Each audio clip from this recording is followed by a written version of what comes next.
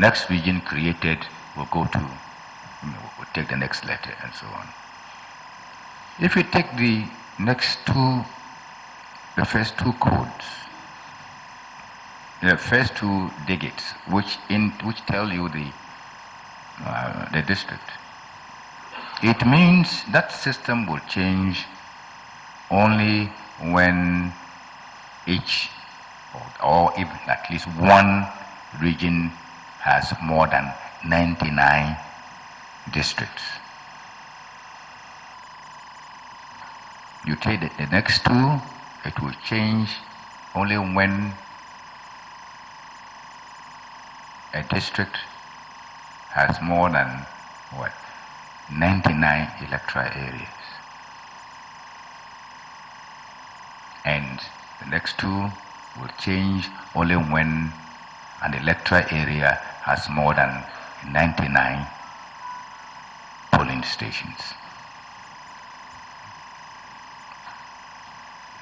And I don't know when this time is coming. So it is a permanent system, and that is why we attach so much importance to it.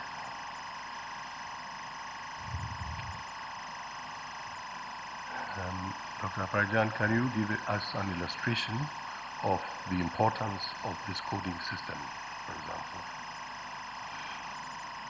Well, other countries have found it to be important, and in fact I have assisted 2 countries to develop the coding system similar to ours. And the 2 countries are Sierra Leone and Lesotho.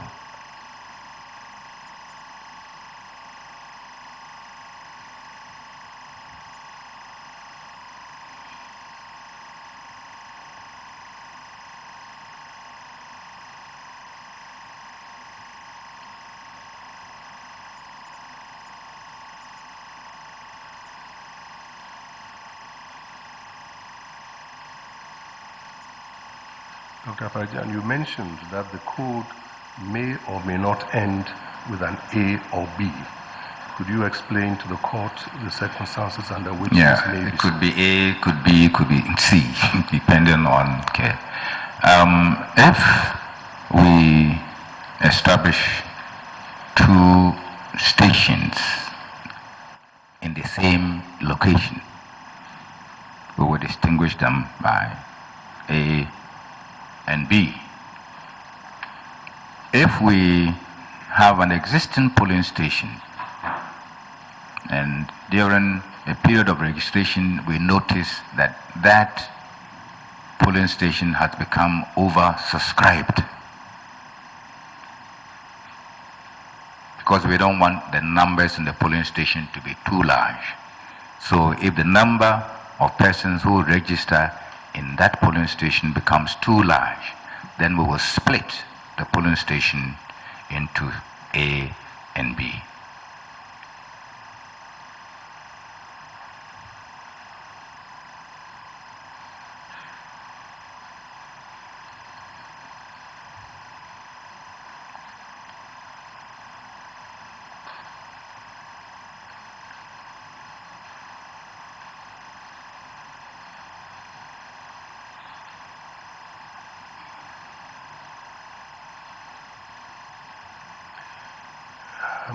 Dr. Afari Gyan, can you tell the court the kind of voter registration system that we have in Ghana? My lords, let me start by saying that normally when we do registration, we collect a variety of data about the registrant: name, sex, age.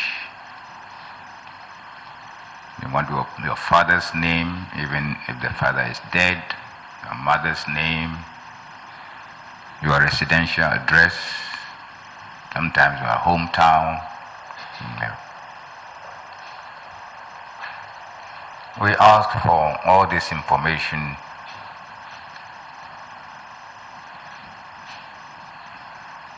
in an attempt to be able to properly identify you.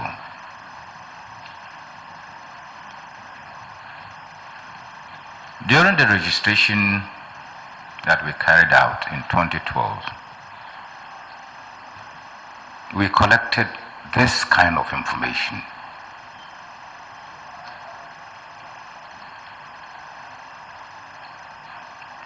But in 2012, we did a biometric verification. Biometric? Biometric registration. Biometric registration. And I'm trying to demystify biometric registration. There are only two elements that make the registration biometric. We collect the normal data that we've always been collecting, but what made the 2012 register biometric was that we used biometric technology to directly capture the 10 fingerprints of the applicant, if they were available,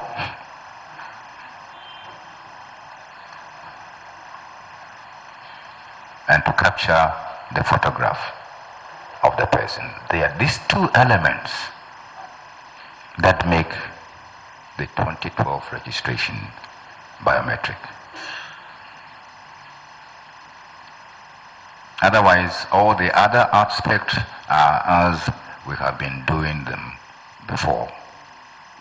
So we have a biometric voters register, and that is the distinguishing element.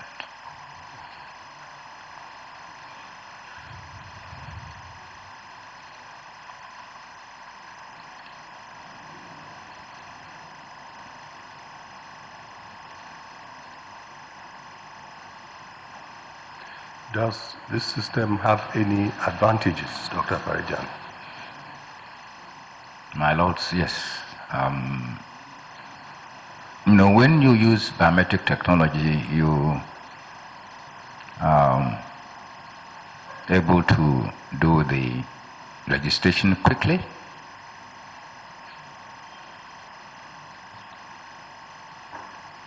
And you are able to be more accurate in the collection of the data. That is one clear advantage. But maybe even more important, you can prevent or identify and remove multiple registrations, which was a very important problem in our past registrations.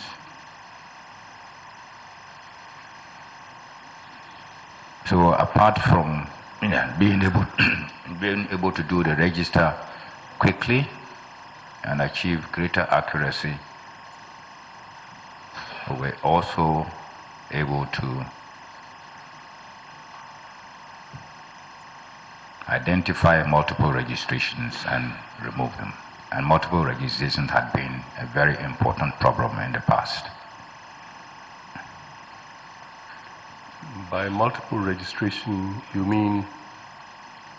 By multiple registration, I mean one person registering maybe more than once. And during the registration, this was a common feature. There was somebody in Accra who registered 15 times. 15 times. And there were numerous occasions where somebody will register in Accra and then go to the Volta region and register, or go to Brong-Ahafo region. Let me use my own region. Go to the Brong-Ahafo region, register, then go to Northern region or go to Ashanti to register. Because of the biometric data, that system that we were using, we were able to track all these registrations and remove them.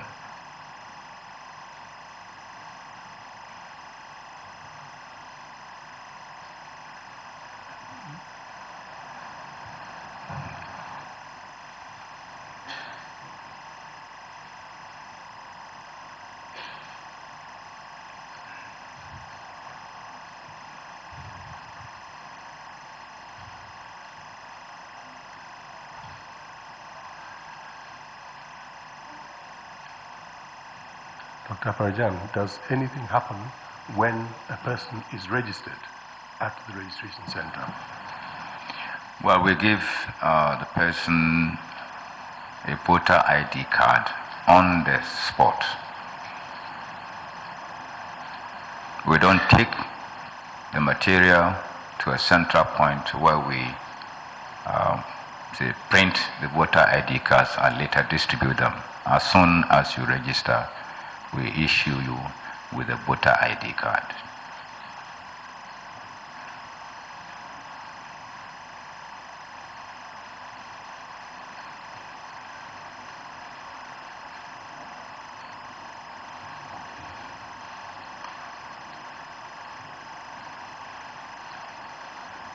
Dr. Afari Gyan, how would you describe the manner in which the exercise was conducted? Well, we had problems, and we knew we would have problems because we were doing the biometric voter registration for the very first time. And I can tell you that there have been countries that have tried this kind of registration and not succeeded. So we knew that we would be experiencing problems, and we did experience problems. And the most intractable problem had to do with equipment failure. I must say that the equipment that was being used was a multi-component equipment. It was made of different parts. There was the scanner, there was the computer, there was the printer, and there was the camera, all rolled into a kit. So if any of these parts became faulty, it meant you could not carry on the work. So being a multi-component equipment was part of the problem. Then there was, of course, the human element. Even climatic conditions could affect the workings of the equipment. There were places where, under extreme heat, the machine would freeze. But it was kept under a shade, for example, then it would work more. We experienced a lot of such problems, but eventually, because it's not a one-day activity, it's a prolonged activity, we were able to overcome them and complete the registration successfully.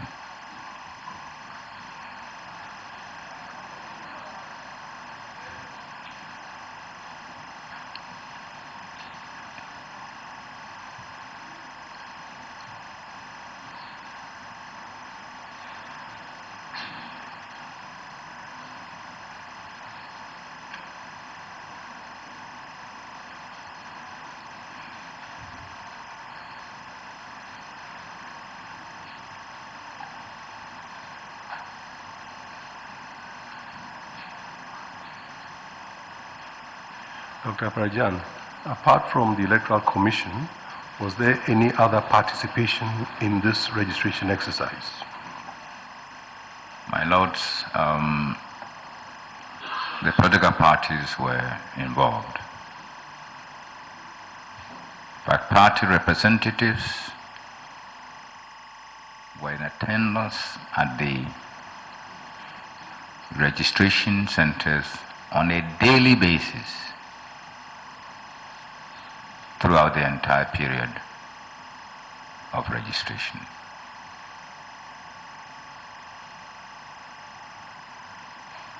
In fact, at the end of each day, the party representatives were given a printout of the number of persons who had been registered at each location.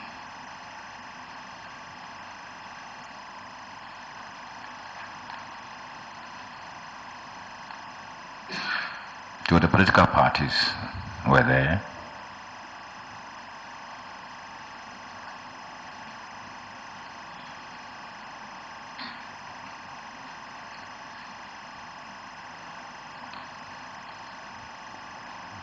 And incidentally, this may be the only country where we allow the political parties to be present when we are doing the registration.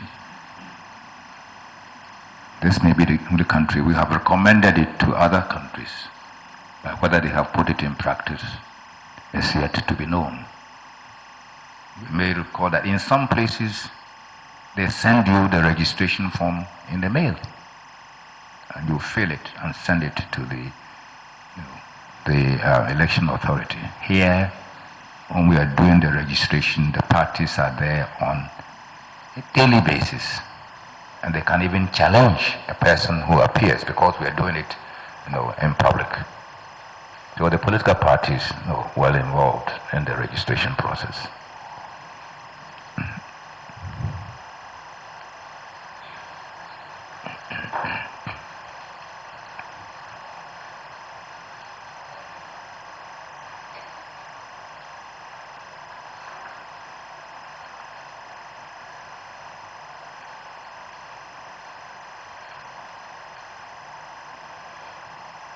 And could you tell the court what the daily printouts that you mentioned contained? Yeah, a daily printout will contain the information, the same information as you would find on a register. The name of the person, the polling station code, the sex, the same information as you would find. If you like, it's a miniature part of a register in progress.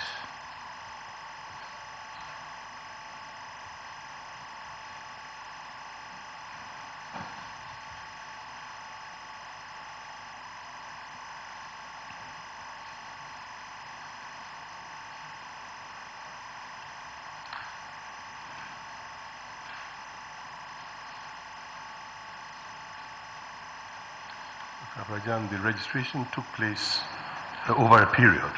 Yes, my lords.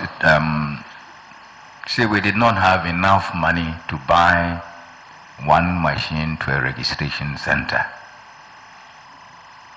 So, given the number of machines we had, we decided to spend 10 days at each registration center. And on that basis, we could zone the country into areas of 4 polling stations each to be served by one machine over a period of slightly over 40 days. So each machine served 4 polling stations, and we worked at each polling station for 10 days before we moved to the next. So the registration took place over a period of more than 40 days, and each machine served 4 polling stations, simply because we did not have enough money to buy one machine to a polling station.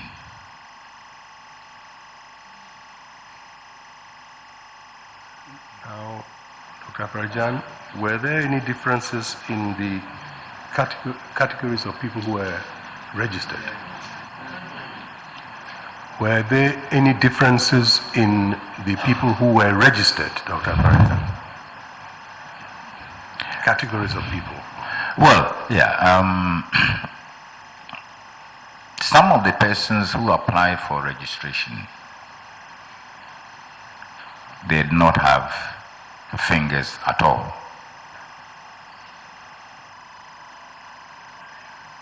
They did not have fingers at all. And we classified this group of people as persons who are suffering from permanent trauma. Permanent in the sense that we don't think they can get their fingers back, ever. So there were people without fingers at all.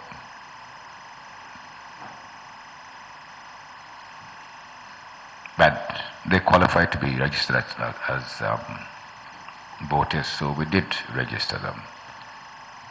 There were also people who had fingers all right, but the machine couldn't take their fingerprints. And we classified this group. Some people tried for days and the machine wouldn't take their fingerprint. They physically had fingers, but the machine couldn't take the fingerprints. So we classified these people as people who are suffering from temporary trauma.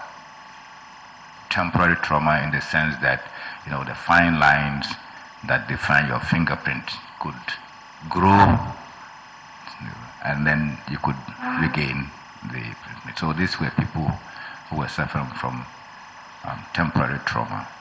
These two groups of people are known to the voters' register, and they are also known to the biometric verification device. When they appear in the register, they will have the letters FO against their names. FO against their names. Or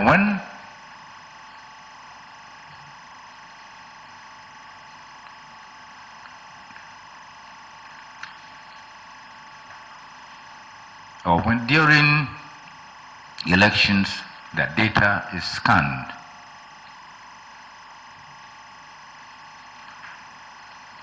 their picture will pop up on the screen of the verification device, and there will be on that screen alongside the picture FO.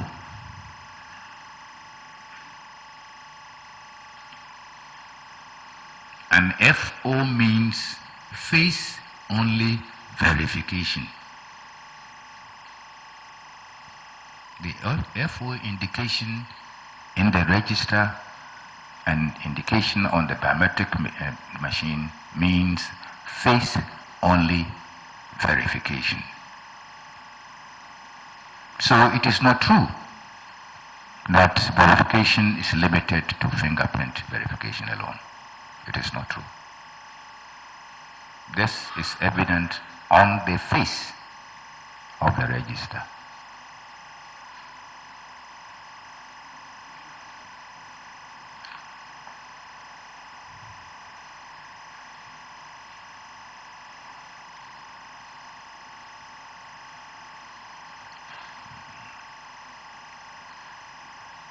Dr. Afari Gyan, can you tell the court how many face only, or how many FO registrations you have in Ghana on the register?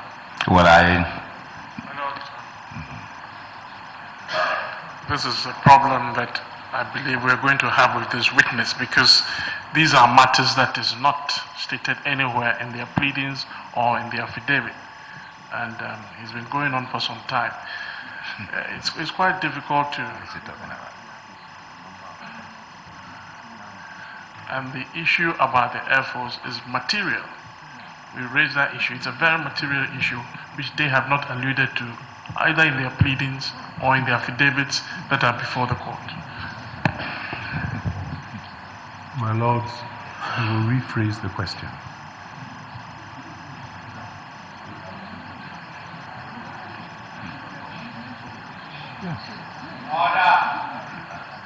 Dr. Afari Gyan, You heard Dr. Baumia's evidence in this court on face-only registrations. He said there were 3,196. What comment do you have on that? I don't know where he got that figure from, my lords.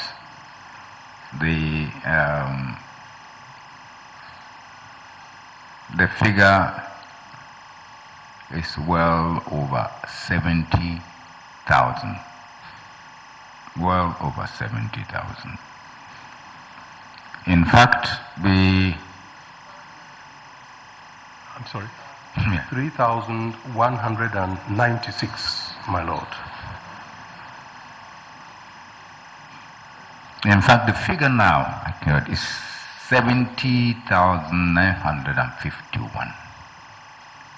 70,951. And I know that an earlier figure was given, which would be less than this. But that figure has gone up by 62 people.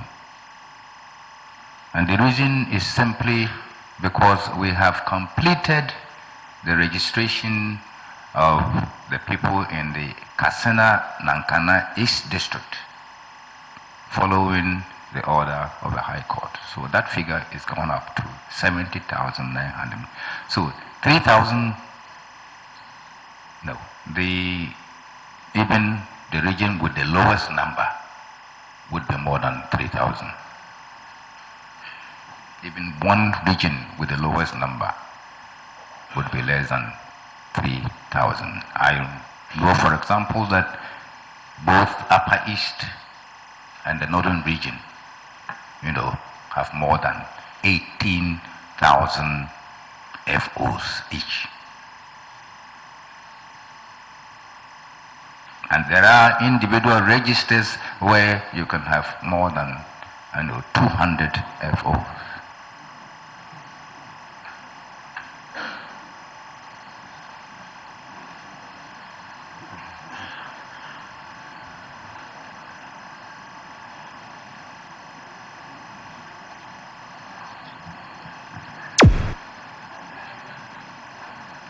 Unique 95.7 megahertz.